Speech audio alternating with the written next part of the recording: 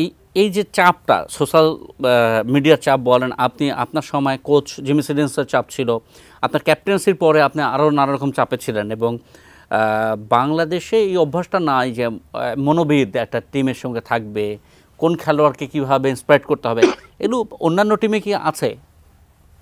হ্যাঁ, অন্যান্য টিমে আছে, আমাদের সময়ও ছিল। এমন না যে আমাদের সময় হয়তো আর রেগুলার থাকতো না, কিন্তু আমাদের সময় আমরা এই ধরনের ক্লাসগুলো করাতো যেন আনকন্ট্রোলেবল জিনিসগুলা নিয়ে যেন আমরা চিন্তা না করি, যেটা কন্ট্রোলে নাই সেটা তো আমরা কিছু করতে পারবো না। তারপরেও যেহেতু আমরা মানুষ এবং বিশেষ করে এশিয়ার আমরা যারা আছি আমরা বেশি এই জিনিসগুলা সাকিব সবার থেকে ডিফারেন্ট কেন? সাকিব ভালো করলেও তার কোনো রিয়াক্ট হয় না, খারাপ করলেও রিয়াক্ট হয় না। সেই কারণেই কিন্তু সে সবার থেকে ডিফারেন্ট। আর বাকি যত প্লেয়ার আছে আপনি যদি দেখেন যে আমরা ভালো খারাপ হলে ইমোশনাল হয়ে যায়, ভালো হলে আমার ক্ষেত্রে বেশি হতো। এই কারণে আমার আপ এন্ড ডাউনটা বেশি ছিল। ভালো হলে আমি বেশি খুশি হয়ে যেতাম, খারাপ করলে বেশি চিন্তা করতাম। যে জিনিসটা আমার কাছে বেশি ইমোশনাল ছিলাম। তো সাকিবের মধ্যে এই জিনিসটা নাই বলে সে আসলে নাম্বার ওয়ান প্রায় 15-14 বছর ধরে ধরে রেখেছেন সবগুলা ফরম্যাটেই। শান্তর জন্য যে জিনিসটা আমার কাছে মনে হয় যে শুরুর দিকে মনে হচ্ছিল যে সে হয়তোবা সার্ভাইভ করে ফেলবেন, কারণ আহ, এই প্লেয়ারদের আসলে খারাপের পিছনে কিন্তু দায়টা আমি মনে করি আমাদের যারা দায়িত্বে ছিলেন লম্বা সময় সিলেকশন প্যানেলে, তাদের আমি একটা বড় দায় দিব।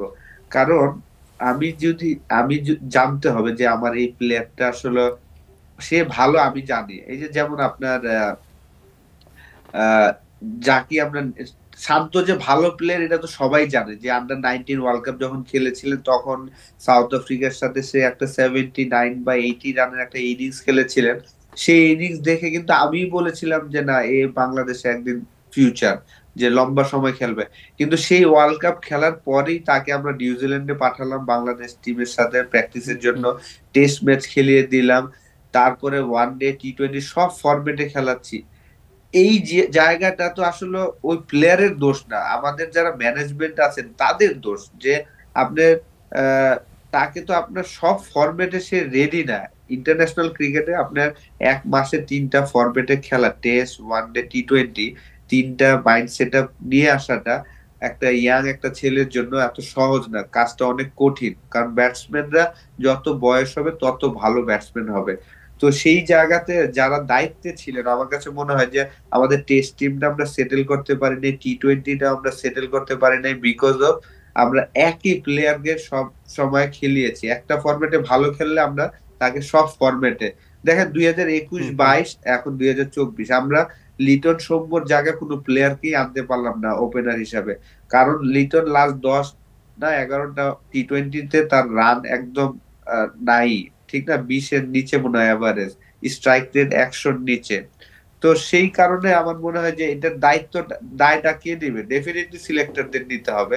এবং সাথে সাথে অবশ্যই আমাদের প্লেয়ারদেরও দায় আমি দিব, যে তারা অপরচুনিটি পাচ্ছেন যেখানে সেখানে তাদের শো করতে পারছেন না, এটা হলো সবচেয়ে বড় প্রবলেম। জি। তারা যদি শো করতে পারতো, যে এক্সট্রাঅর্ডিনারি রান করতে পারতো, লাইক তানজিম তামিম যেভাবে খেলেছেন সেভাবে যদি খেলতে পারতো, তাহলে হয়তোবা এই সমস্যাটা জি। আর হতো না।